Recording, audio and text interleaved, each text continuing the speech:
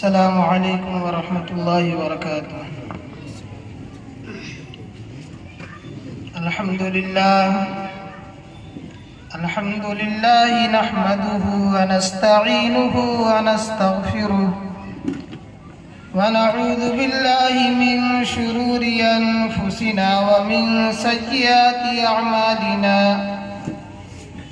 من يهده الله فلا مضل له ومن يضلله فلا هادي له، ونشهد أن لا إله إلا الله وحده لا شريك له، ونشهد أن سيدنا وسندنا ونبينا ومولانا محمدا عبده ورسوله، أما بعد فأعوذ بالله من الشيطان الرجيم، بسم الله الرحمن الرحيم، إنا نحن نزلنا الذكر وإنا له لحافظون، صدق الله مولانا العظيم۔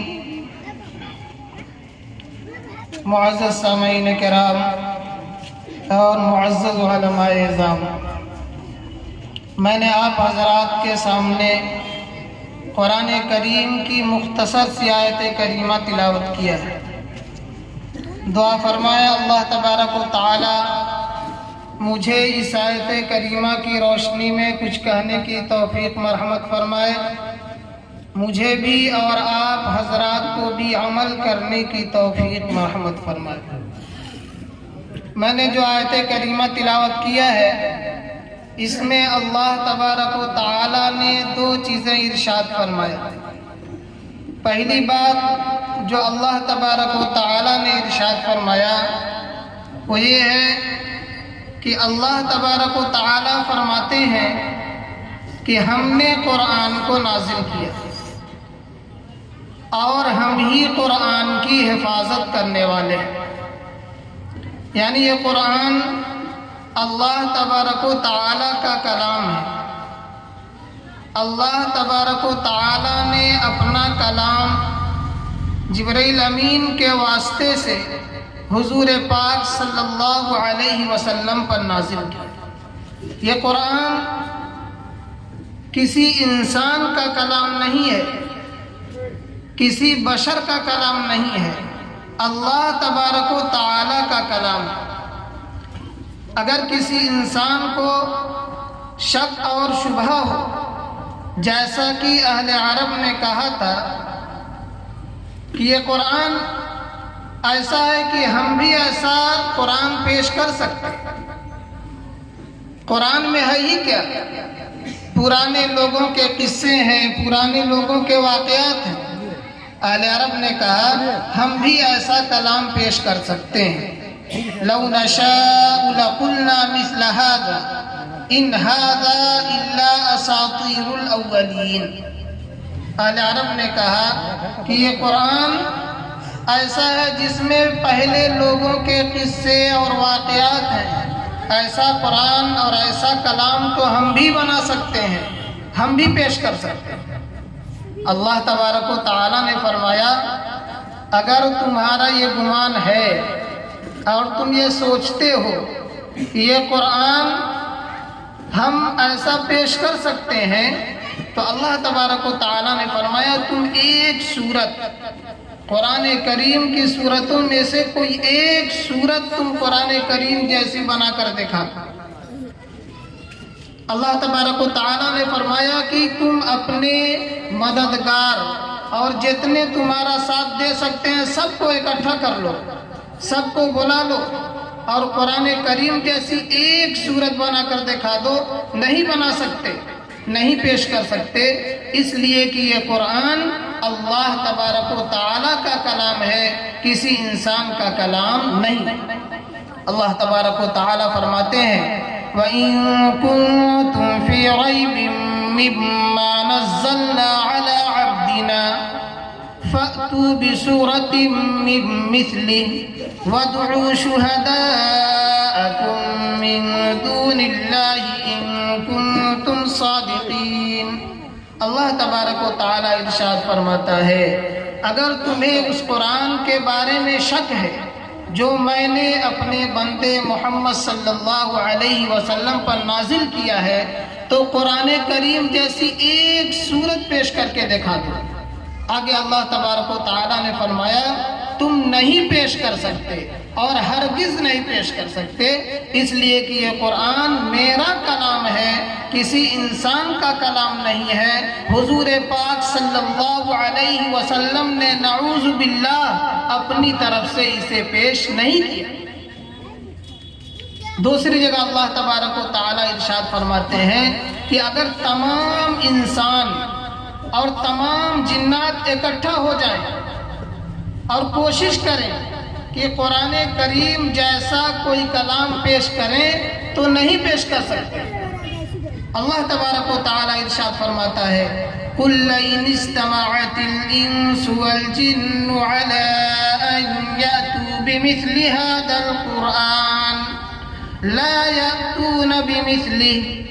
اللہ تبارک و تعالیٰ ارشاد فرماتا ہے اے نبی آپ لوگوں سے کہہ دیجئے کہ اگر تمام انسان اور جنات اس بات پر متفق ہو جائیں اور سب مل کر یہ کوشش کریں کہ قرآن کریم جیسا کوئی کلام پیش کریں تو نہیں پیش کر سکتے۔ تو میں نے جو آیت کریمہ تلاوت کیا تھا اس کا پہلا جملہ ہے اللہ تبارک و تعالیٰ فرماتے ہیں کہ ہم نے قرآن کو نازل کیا، یعنی یہ قرآن اللہ کا کلام ہے، کسی انسان کا اور کسی بشر کا کلام نہیں ہے۔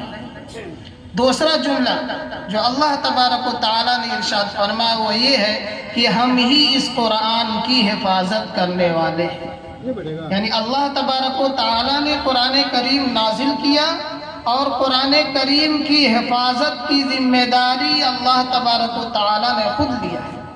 قرآن کریم کے لفظ کو، قرآن کریم کے حرف کو، قرآن کریم کے زبر زیر اور پیش کو کوئی بدلنا چاہے تو اللہ تبارک و تعالیٰ نے ارشاد فرمایا کوئی اسے بدل نہیں سکتا، کوئی اسے تبدیل نہیں کر سکتا، کوئی اس میں ترمیم نہیں کر سکتا۔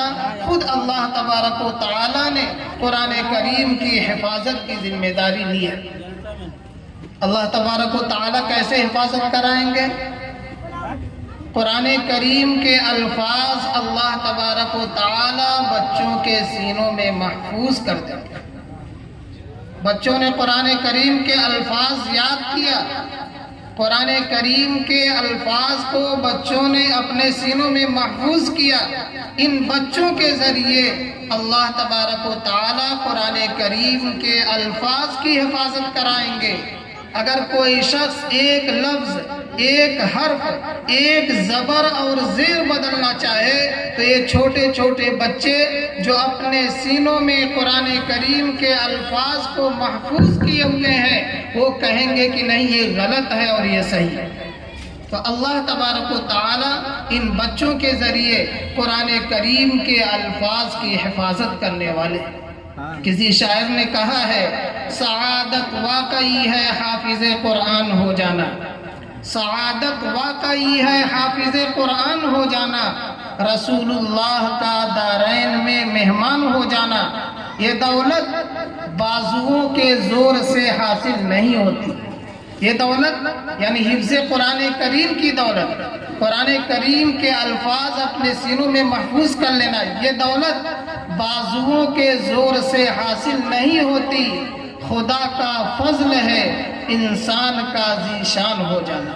یعنی قرآن کریم کے الفاظ جو بچے اپنے سینوں میں محفوظ کرتے ہیں یہ معمولی کام نہیں ہے، بہت بڑا کام ہے۔ 1-2 دن کا وقت نہیں لگتا، 2 سال، 4 سال، 5 سال لگتا ہے، تب جا کر بچے قرآن کریم کے الفاظ اپنے سینوں میں محفوظ کرتے ہیں۔ کوئی بچہ 1 صفحہ سبق سناتا ہے، کوئی 2 صفحہ سناتا ہے، کوئی آدھا صفحہ سناتا ہے، دھیرے دھیرے دھیرے دھیرے ایک وقت آتا ہے کہ بچے قرآن کریم کے الفاظ اپنے سینوں میں محفوظ کر لیتے۔ کسی دوسری زبان کی چھوٹی سی کتاب، چاہے وہ اردو میں ہو، انگلش میں ہو اور کسی بھی زبان میں ہو، چھوٹی سی موٹی کتاب یاد کرنا بہت مشکل ہو جاتا ہے اور لفظ بلفظ کتاب یاد نہیں ہو پاتی۔ قرآن کریم یہ کوئی چھوٹی موٹی کتاب نہیں ہے، اس میں 30 پارے ہیں اور ایک ضخیم کتاب ہے، ایک موٹی کتاب ہے۔ پھر بھی اللہ تبارک و تعالیٰ کا جس پر فضل ہوتا ہے، اللہ تبارک و تعالیٰ کا جس پر کرم ہوتا ہے، وہ شخص قرآن کریم کے الفاظ اپنے سینوں میں محفوظ کر لیتا ہے، قرآن کریم کے الفاظ یاد کر لیتا ہے۔ جو بھی بچے قرآن کریم حفظ کیے ہیں وہ سعادت مند ہیں، وہ نیک بخت ہیں، انہیں ایسی دولت ملی ہے جو صرف اور صرف اللہ تبارک و تعالیٰ کے فضل اور اللہ تبارک و تعالیٰ کے کرم سے ملی ہے۔ کوئی شخص اپنی طاقت سے، اپنی قوت سے اور اپنے عہدے سے، اپنے جاہ و جلال سے اور اپنی محنت، اپنے جاہ و جلال سے، اپنے عہدے سے یہ قوت حاصل کر، یہ دولت حاصل کرنا چاہے تو حاصل نہیں کر سکتا۔ تو وہ بچے بھی سعادت مند ہیں۔ اللہ تبارک و تعالی ان بچوں سے قرآن کریم کے الفاظ کی حفاظت کرائے گا۔ ان کے والدین بھی سعادت مند ہیں، ان کے والدین بھی نیک بخت ہیں۔ میں تو یہ کہتا ہوں کہ یہ بچے ثواب کمانے کی مشین بن گئے، اس لیے کہ عام لوگوں کو ایک پارہ پڑھنے میں 1 گھنٹہ وقت لگ جاتا ہے، اور یہ بچے جو حافظ قرآن ہو گئے ہیں، قرآن کے الفاظ اپنے سینوں میں محفوظ کر لیے ہیں، 20 سے 25 منٹ میں 1 پارہ وہ پڑھ لیں۔ اور آپ حضرات جانتے ہیں قرآن کریم کا پڑھنا بھی ثواب ہے، قرآن کریم کا سننا بھی ثواب ہے۔ ہر حرف پڑھنے کی ملتی ہے، بلکہ ہر لفظ پڑھنے کی ملتی ہے۔ اگر الف لام میم کوئی پڑھتا ہے تو الف پر 10 نیکی، لام پر 10 نیکی، میم پر 10 نیکی ملتی ہے۔ تو یہ بچہ جو قرآن کریم کے الفاظ اپنے سینے میں محفوظ کر لیا ہے، یہ ثواب کمانے کی مشین بن گئی۔ اب وہ 1 پارہ 20 سے 25 منٹ میں پڑھ لے گا، ہزاروں اور لاکھوں نیکیاں اپنے نامہ اعمال میں وہ محفوظ کر لے۔ والدین بھی سعادت مند ہیں، ان کی بھی قربانیاں ہیں، ان کی بھی محنتیں ہیں، ان کی بھی دعائیں ہیں، تب جا کر ایک بچہ حافظ قرآن ہوتا ہے۔ دنیا میں تو یہ ثواب کمانے کی مشین بن گئی، اور آخرت میں حضور پاک صلی اللہ علیہ وسلم ارشاد فرماتے ہیں کہ آخرت میں حافظ قرآن کا بہت ہی بڑا مقام و مرتبہ ہے۔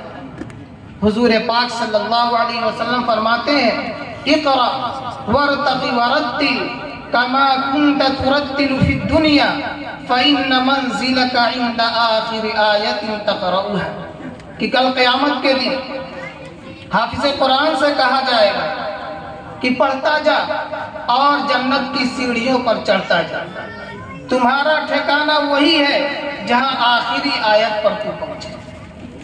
یعنی وہ پڑھتا جائے گا اور جنت کی سیڑھیاں چڑھتا جائے گا، ترقی کرتا جائے گا، جب آخری آیت پر پہنچے گا وہی اس کا ٹھکانہ۔ یہ قیامت کے دن حافظ قرآن سے کہا جائے گا۔ والدین بھی سعادت مند اور نیک بخت ہیں کہ کل قیامت کے دن حافظ قرآن کے والدین کو تاج پہنایا جائے گا۔ بعض روایتوں میں آتا ہے کہ حافظ قرآن 7 پشتوں تک کے لوگوں کو وہ جنت میں پہنچائے گا، اور اللہ تبارک و تعالیٰ سے ان لوگوں کے لیے سفارش کرے گا۔ تو حافظ قرآن اس دنیا میں ثواب کمانے کی مشین بن گئے، اور آخرت میں اس کا خود ہی بہت ہی بڑا مقام و مرتبہ ہے۔ اس کے ساتھ ساتھ اس کے والدین اور اس کی نسلوں کی اس کے ذریعے سے بخشش ہوگی، اور اس کے ذریعے سے وہ لوگ جنت میں جائیں گے۔ تو قرآن کریم یاد کر لینا، قرآن کریم کے الفاظ اپنے سینوں میں محفوظ کر لینا، یہ آسان کام نہیں ہے، بہت بڑا کام ہے۔ اللہ تبارک و تعالیٰ سے ہم دعا کرتے ہیں کہ اللہ تبارک و تعالیٰ ان بچوں کے سینوں میں قرآن کریم کے الفاظ کو آخر وقت تک محفوظ رکھے، اور آخر وقت تک یہ بچے قرآن کریم کو یاد رکھنے والے، قرآن کریم کے الفاظ کو اپنے سینوں میں محفوظ کرنے والے۔ معزز سامعین کرام، دوسری بات جو میں خاص طور سے عرض کرنا چاہتا ہوں وہ یہ ہے کہ مکتب کی تعلیم یہ بہت ہی اہم اور ضروری ہے۔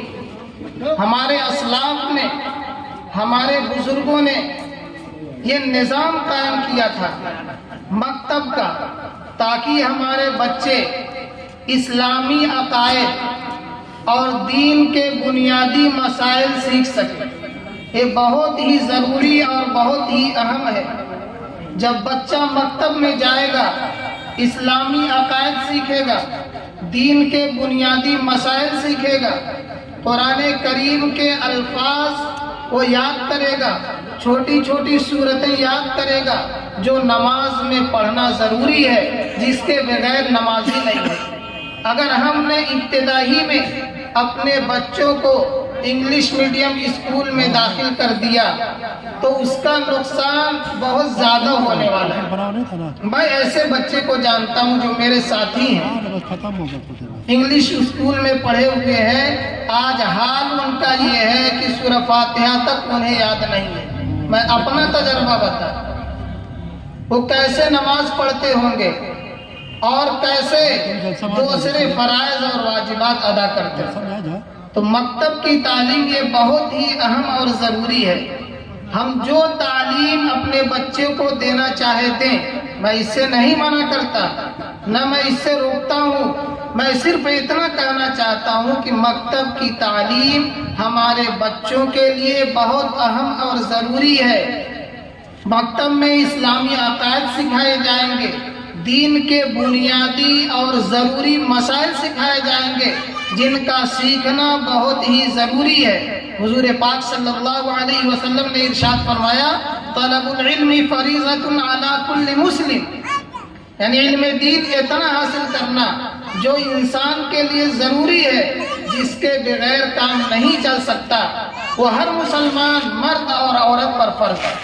تو مکتب میں جب ہم اپنے بچوں کو بھیجیں گے تو یہ مکاتب ہمارے بچوں کے عقائد اور ہمارے بچوں کو عقائد سکھائیں گے، ہمارے بچوں کو بنیادی مسائل یہ مکاتب سکھائیں گے، ہمارے بچوں کو قرآن کریم پڑھنا اور قرآن کریم کی جو چھوٹی چھوٹی صورتیں ہیں انہیں یاد کرنا سکھائیں گے۔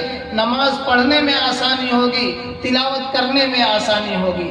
اور اگر ہم نے مکاتب سے اپنے بچوں کو دور رکھا، مکاتب کی تعلیم سے ہم نے اپنے بچوں کو الگ رکھا، پھر اس کا بہت ہی زبردست اور بہت ہی خطرناک نتیجہ سامنے آنے والا ہے۔ تو مکتب یہ بہت ہی اہم اور بہت ہی ضروری ہے۔ آپ حضرات اس پر توجہ دیں، اور اگر اللہ تبارک و تعالیٰ نے آپ کے بچوں کو ذہن دیا ہے اور اچھا ذہن دیا ہے تو یہی بچے ایک وقت آتے آتے حافظ قرآن بن جائیں گے۔ آج میں یہاں آیا ہوں، مجھے پتا چلا کہ یہاں بچے حافظ قرآن ہوئے ہیں، 5 بچے حافظ قرآن ہیں، اسکول کی تعلیم بھی چل رہی ہے۔ آج 2024 ہے، میں 2013 میں احمد آباد میں جماعت میں گیا ہوا تھا، تو وہاں ایک بچہ بیٹھا ہوا تھا، میں اس سے کہا بچے کیا پڑھتے ہو؟ اس نے کہا میں انگلش میڈیم اسکول میں پڑھتا ہوں۔ پھر وہ کہنے لگا مولوی صاحب میں حافظ بھی ہوں۔ میں کہا اچھا کیسے حافظ ہوں؟ تو وہ کہنے لگا کہ میں فجر بعد اپنے ہاں مکتب پڑھتا ہوں اور مغرب بعد اپنے ہاں ہمارے ہاں جو مسجد میں نظام ہے وہاں آتا ہوں اور الحمدللہ میں حافظ ہوں۔ مجھ کو وہ نظام بہت اچھا لگا، لیکن آج یہاں بھی میں یہ نظام دیکھا، بہت خوشی ہوئی۔ اللہ تبارک و تعالیٰ اس نظام کو باقی رکھے، اس سے اس آبادی کا، اس ارد گرد کے لوگوں کا انشاءاللہ بہت ہی فائدہ ہوگا۔ تو سب سے پہلی چیز جو میں نے ذکر کیا وہ یہ کہ اللہ تبارک و تعالیٰ ارشاد فرماتے ہیں کہ ہم نے قرآن کریم کو نازل کیا، یعنی یہ قرآن اللہ کا کلام ہے، کسی انسان کا کلام نہیں ہے۔ دوسری بات جو اللہ تبارک و تعالیٰ نے ارشاد فرمایا وہ یہ ہے کہ ہم ہی قرآن کی حفاظت کرنے والے ہیں، قرآن اللہ نے نازل کیا اور اللہ تبارک و تعالیٰ نے قرآن کریم کی حفاظت کی ذمہ داری بھی لے لیا۔ اس لیے کوئی شخص قرآن کریم میں تبدیلی کرنا چاہے، قرآن کریم میں تحریف کرنا چاہے، قرآن کریم میں خرد برد کرنا چاہے تو نہیں کر سکتا۔ بہت سے لوگوں نے کوشش کیا، قرآن کریم کا مثل پیش کرنے کی کوشش کیا، لیکن ان کی کوششیں ناکام ہو گئیں، ان کی سیاہی ختم ہو گئی، ان کے اوراق ختم ہو گئے، لیکن قرآن کا مثل نہیں پیش کر سکتے۔ فانوس بن کے جس کی حفاظت ہوا کرے، فانوس بن کے جس کی حفاظت ہوا کرے، وہ شمع کیا بجھے گی جسے روشن خدا کرے۔ اللہ تبارک و تعالیٰ نے قرآن کریم کی حفاظت کی ذمہ داری لیا ہے، قیامت تک یہ قرآن باقی رہے گا۔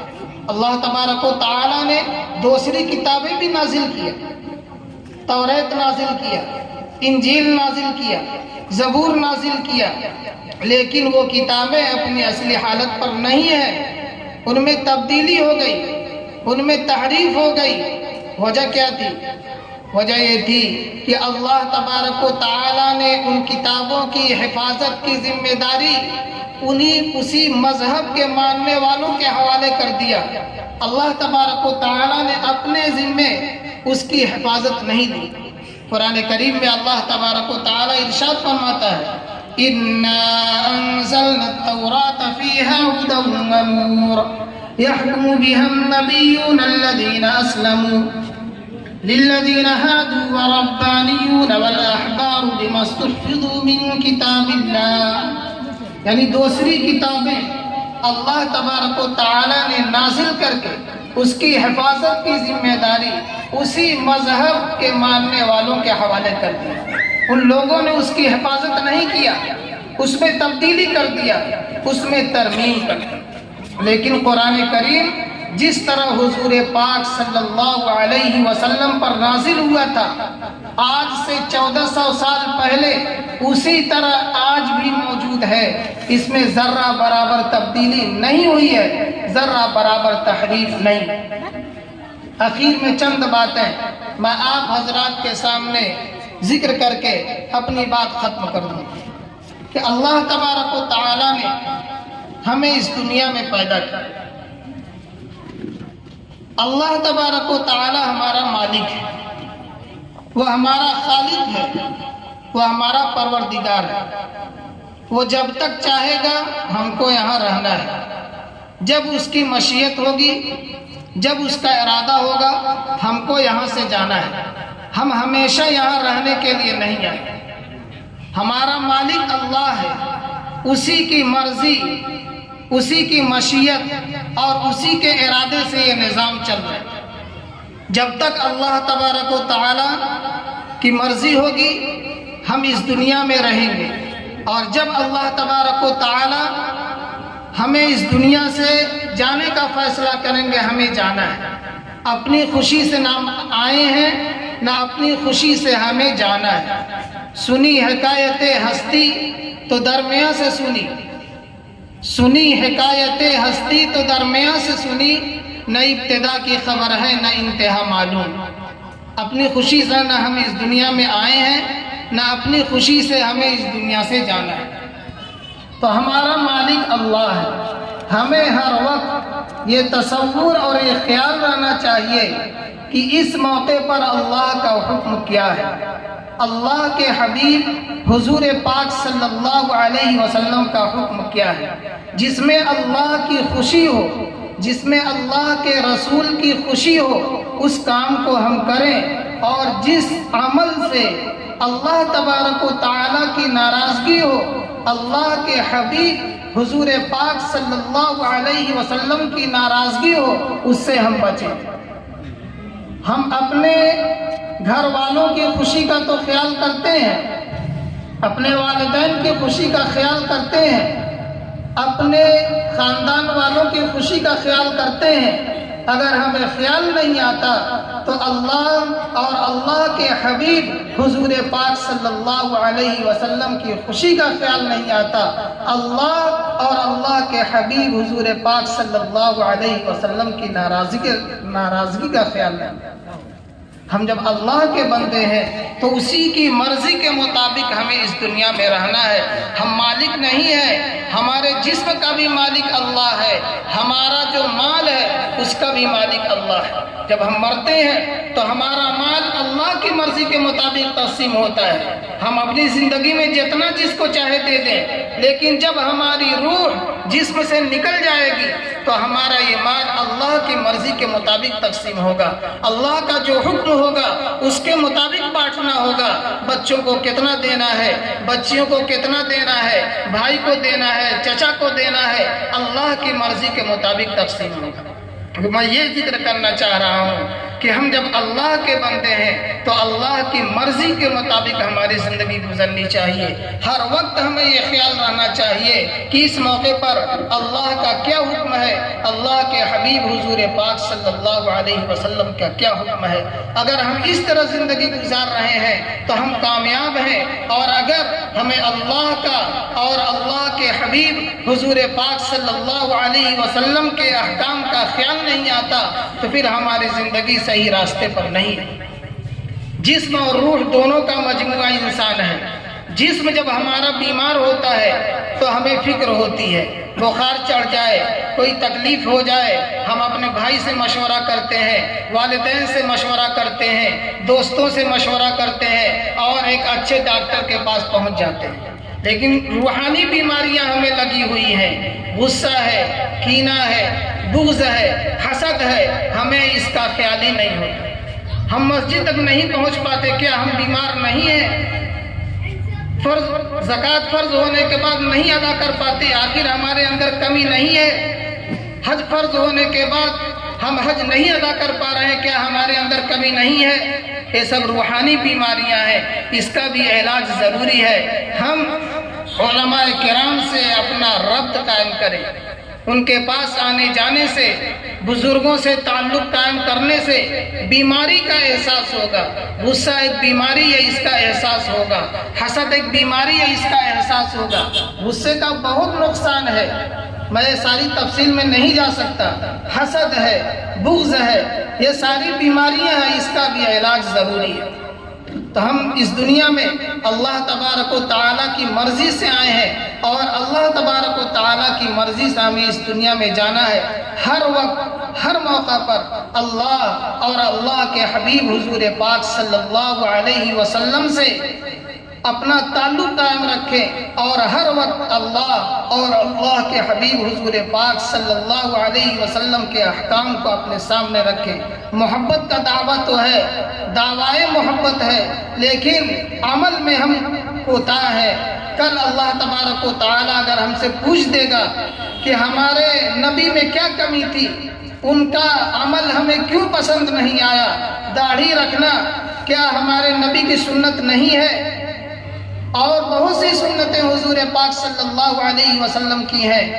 اگر کل قیامت کے دن اللہ تبارک و تعالی ہم سے پوچھ دے گا میرے نبی میں کیا کمی تھی کہ میرے نبی کی شکل پسند نہیں آئی، میرے نبی کے طریقے میں کیا کمی تھی کہ اس کو اختیار کرنے میں تم پیچھے رہ گئے. بہت سی سنتیں ایسی ہیں جس پر آپ عمل کریں گے تو خاندان والے ہو سکتا ہے آپ کو روکیں، منع کریں، لیکن مسجد میں جانے کی سنت ہے، مسجد سے باہر نکلنے کی سنت ہے، استنجا خانے میں جانے کی سنت ہے، استنجا خانے سے نکلنے کی سنت ہے. یہ ساری سنتیں ہیں، اس پر ہم عمل کریں گے تو ہم کو کون روکنے والے؟ دعا کریں اللہ تبارک و تعالی ہمیں اپنی محبت نصیب فرمائے، اپنے حبیب حضور پاک صلی اللہ علیہ وسلم کی محبت نصیب فرمائے.